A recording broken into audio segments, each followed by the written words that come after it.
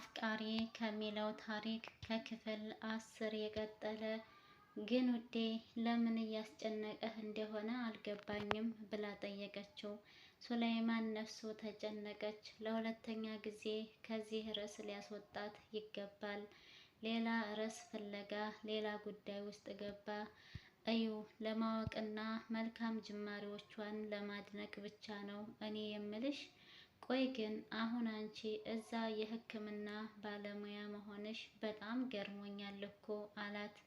ይህን ጉዳይ ብዙ ጊዜ ደጋግሞ ጠይቋታል፣ ብዙ ጊዜ አውርቷታል።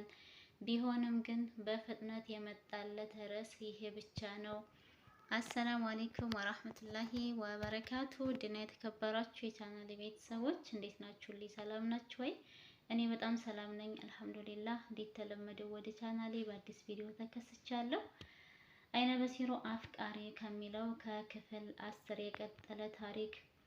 እዛ ሄደሽ ከህግ ባለሙያነት ቀጥታ ወደ ሕክምና ባለሙያነት፣ አሁን ህጉ ግን አልጠፋብሽም አለና ጠየቃት። መርየም ኢትዮጵያ ያለች የህግ ተማሪ ነበረች። በዲግሪ ፕሮግራም የጥብቅና ማዕረግ የተመራቂ ናት። ምንም ጊዜ ሳሰራበት ቀጥታ ወደ ውጭ ሄደች። ባጋጠማት የህይወት እክል አማካኝነት አሁን የምትሰራበት ካምፓኒ ላይ የሚሰራ ሰው ነበር ያጋጠማትና ለካምፓኒው አስፈላጊ እንድትሆን ብለው ከህግ ባለሙያነት ይልቅ ሕክምና ላይ ብትሰራ ስለምጠቅማቸው በራሳቸው ወጪ እዛው ሀገር እንድትማር አድርገው በፍጥነት ራሳቸው ጋር ቀጠሯት።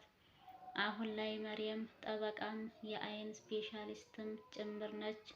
ሕክምና ህግ ይመሳሰላሉ የምትለው መርየም ህግም ሆነ ሕክምና የተዛነፈ ፍትህና የተዛነፈ ጤናን በማቃናት ለባለቤቱ ደስታን በመለገስ ልባዊ እርካታ የምታገኝበት ግሩም ስራ፣ ግሩም ሙያዎች ናቸው ትላለች። መርየም ለሱላይማን ጥያቄ መለሰችለት። እዚህም እኮ አንዳንድ ጊዜ በማስፈልግበት ሰዓት እሰራለሁ።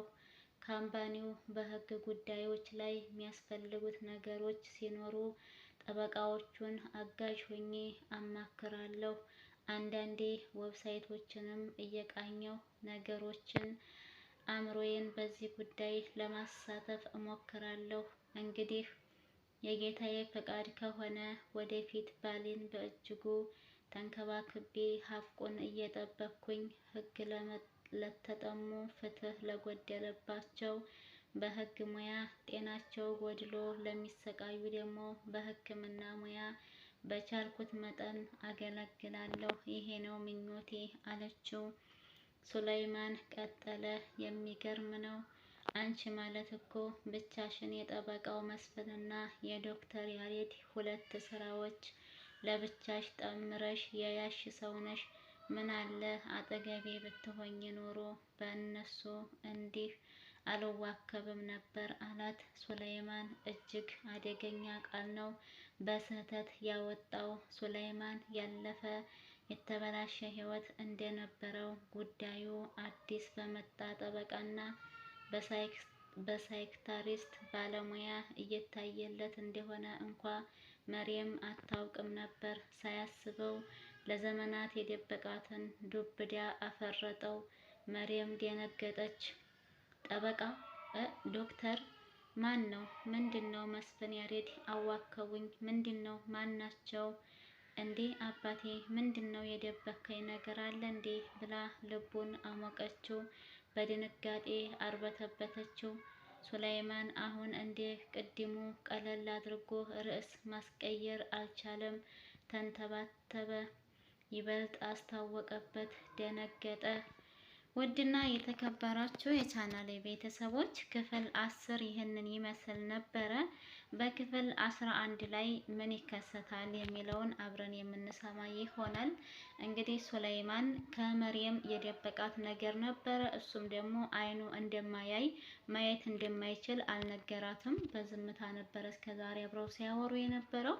ይህንን ነገር ደግሞ አሁን ላይ ለሱ እንረዳሃለን ብለው የቀረቡ ሰዎች ነበሩና እነሱ ሰዎች እያወሩት የነበረውን ሲያደርጉለት የነበረውን ነገርም እሱ አታውቅም፣ ደብቋታል። ያንን ነገር ደግሞ እሱ ሳያውቅ በስህተት አወራት ማለት ነው ለመርየም።